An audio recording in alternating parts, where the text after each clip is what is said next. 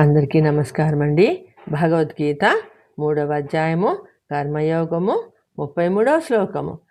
సదృశ్యం చేష్టతే స్వస్య ప్రకృతే జ్ఞానవానపి ప్రకృతిం యాంతి భూతాని నిగ్రహ కిం కరిష్యతి.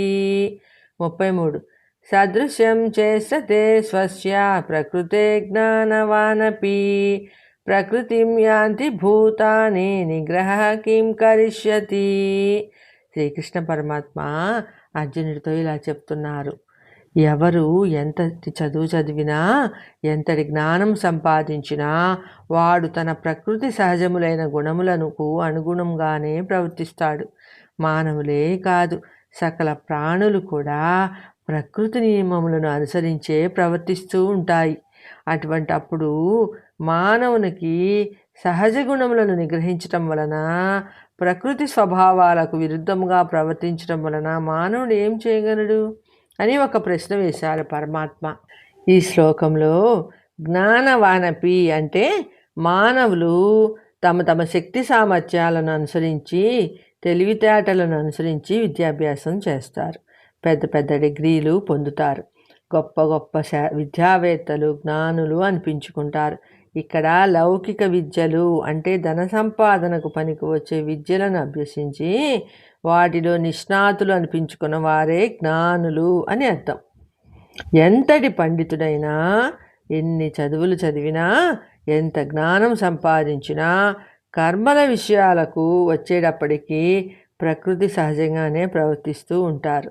తమ పూర్వజన్మ సంస్కారములను వదిలిపెట్టడము చేయాలి. వదిలిపెట్టడు. పూర్వజన్మ సంస్కారములు వదిలిపెట్టడు. కానీ బాగా చదువుకొని పెద్ద పెద్ద చదువుల్లో ఉన్నవారు కూడా ఏమీ చదువుకోని కన్నా కూడా ఏమీ చదువుకోని వాడు, కటిక పేదవాడు నీతిమంతుడుగా ఉండటం మనం చూస్తూనే ఉన్నాను. కాబట్టి అందరూ తమ తమ పూర్వజన్మ సంస్కారములను బట్టి, ప్రకృతి స్వభావములను బట్టి ప్రవర్తిస్తూ ఉంటారు. ఆ ప్రకృతి లక్షణములను, స్వభావములను నిగ్రహించడము అంటే అణిచిపెట్టడము ఎవరికీ సాధ్యం కాదు. ఆ కారణం చేత నీ ప్రకృతి సహజ లక్షణమైన క్షాత్రాన్ని అణిచిపెట్టడము నీకు సాధ్యం కాదు అర్జున. దాని వలన నీకు అశాంతి తప్ప వేరే ఏమీ మిగలదు అని చెప్తున్నారు పరమాత్మ. ఈ శ్లోకంలో మనస్తత్వ శాస్త్రమును సంబంధించినదిగా చెప్పుకోవచ్చు. ఈ ప్రకృతిలో ప్రతి జీవికి ఒక ప్రాథమికమైన తత్వము ఉంటుంది. అది సత్వ, రజస్సు, తమో గుణముల కలుపుగా అయి ఉంటుంది.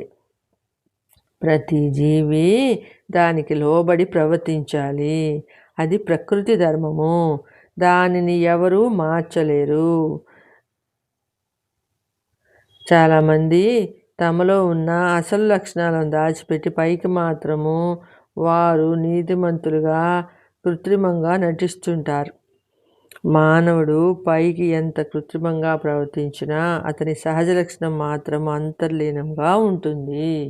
మానవుడు తన సహజ లక్షణములను అనుసరించి ప్రవర్తిస్తే అతని జీవితము తృప్తిగా నడుస్తుంది. ఆ దిశగానే అతని పూర్వజన్మ సంస్కారములు కూడా నడుస్తాయి.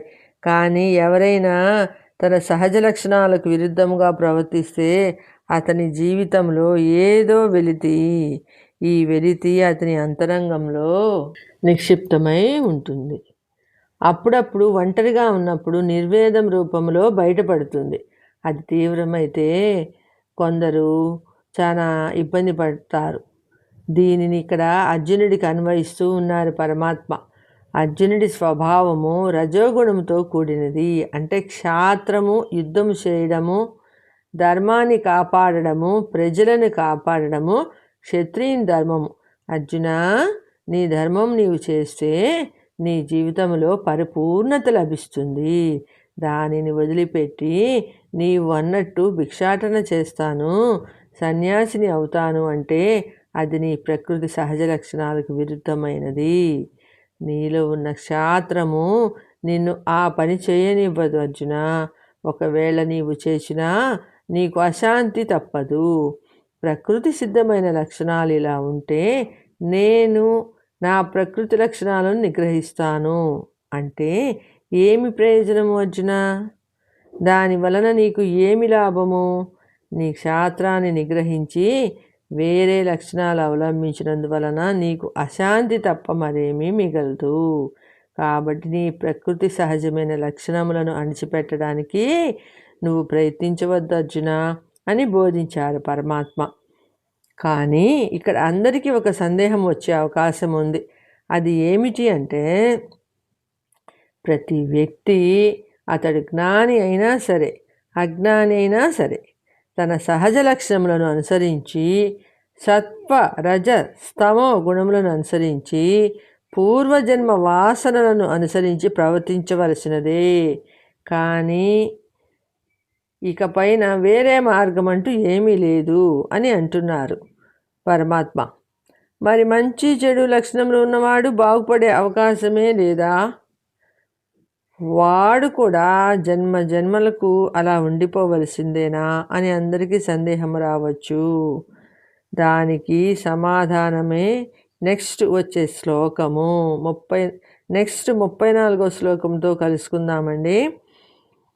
సర్వేజన సుఖినో భవంతు. జై శ్రీమన్నారాయణ.